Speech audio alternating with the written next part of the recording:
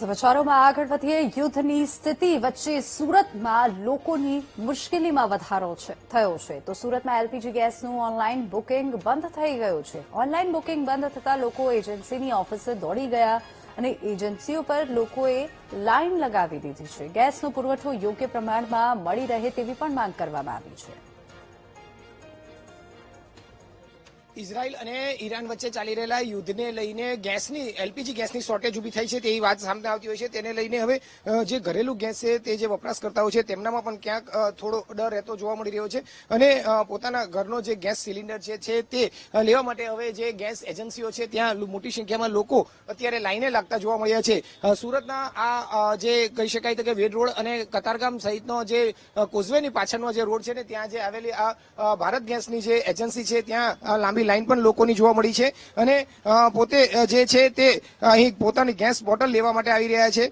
Online booking નથી થતું online તેના માટે અત્યારે હાલ અહીં લાઈન જોવા મળી છે। દૂર દૂરથી લોકો અહીં આવતા જોવા મળ્યા છે। આપણે કેટલાક લોકો સાથે વાત કરીશું।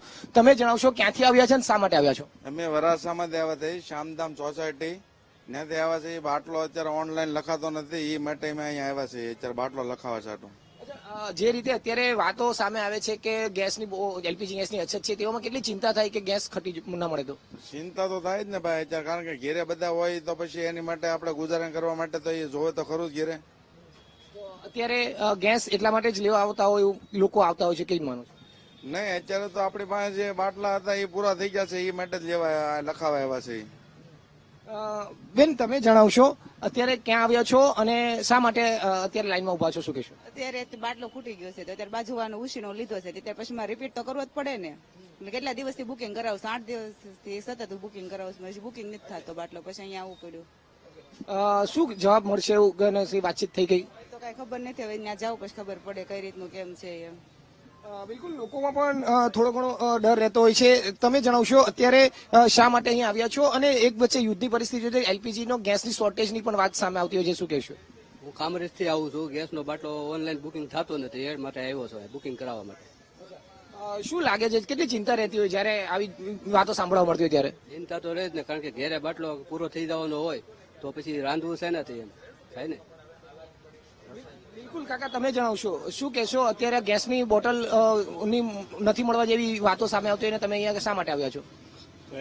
બોટલ ખલાસ થવા આવી છે, 1-2 દિનની વાર છે એટલે બુકિંગ નો પ્રયાસ કર્યો, બુકિંગ થતું નથી એટલે કે રૂબરૂ મળી જાય અને ખોટી અફવાઓ હોય એટલે આપણને ચિંતા થાય છે।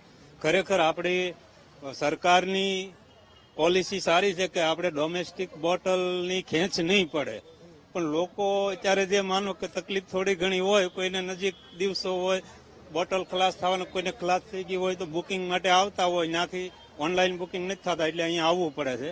એટલે સમયસર મળી જાય તો સારી વાત છે, એવા પ્રયાસો સરકાર પુરવઠા અધિકારી બધા કરે તો સારી વાત છે એમ। બિલકુલ એટલે અત્યારે તમામ લોકો જે છે તે સમયસર ગેસનો પુરવઠો મળી રહે તેની અત્યારે માંગ કરી રહ્યા છે અને જે ગેસની જે એજન્સી છે ત્યાં લોકોની અત્યારે ભીડ જોવા મળી રહી છે, લાઈન લાગી રહી છે। અત્યારે જે રીતે અત્યારે સુરતના આ કતારગામ વેડ રોડ નો આ જે ગેસ એજન્સી છે ત્યાં લોકો પોતાની ગેસને લાઈનને બોટલને લઈને ચિંતામાં છે અને પોતાની ગેસ બોટલ જે ખતમ થવા આવી છે તે પહેલા સમયસર ગેસ મળી જાય તેવી પણ આશા વ્યક્ત કરી રહ્યા છે। કેમેરામેન દેવેશ સોલંકી સાથે ધ્રુવ સોમપુરા, વીટીવી ન્યૂઝ, સુરત।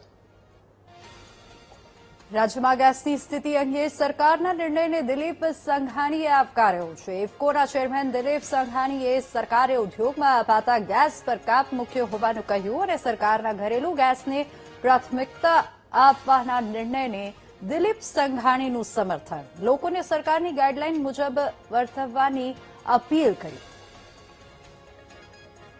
આંતરરાષ્ટ્રીય કક્ષાએ જે રીતે યુદ્ધ ચાલી રહ્યું છે, ખાડીના દેશોમાંથી દરિયા મારફત આવતો ગેસ અને બાકી પાઇપલાઇનમાં જે મુશ્કેલીઓ ઊભી થઈ છે એના કારણે ગેસ પહોંચી ન શકે, ઘરેલું ઉત્પાદન જે છે એની વ્યવસ્થા જે સરકાર કરી છે એમાં જનતા પૂરો સહયોગ આપે। સરકારે ઘરેલું ગેસ એટલે કે ચૂલા ચાલુ રહે એના માટે ઘરના ગેસોને પ્રાયોરિટી આપી છે, બાકીના વેપારી ગેસને પ્રાયોરિટી અવલંબ જે છે ઉત્પાદન એના ઉપર રહેશે। પણ હું માનું કે સરકારે નિર્ણય સારો અને સાચો લીધો છે કે કોઈના ઘરના ગેસ બંધ ન થાય, જેથી ચોથા પાંચમા માળે રહેતા લોકોને ગેસ ન મળે તો રસોઈના બધી જ ઉપલબ્ધિ હોય પણ રસોઈ કેવી રીતે કરવી તો એને પ્રાયોરિટી વધારાનો ગેસ ઉત્પન્ન થશે તો બાકીની સગવડતા જોશે સામે સરકારમાં પુરવઠા અધિકારીને રજૂઆત કરવી જોઈએ જેથી કરીને સંગ્રહ કરનાર અને બ્લેક કરનારની સામે પગલાં લઈ શકાય.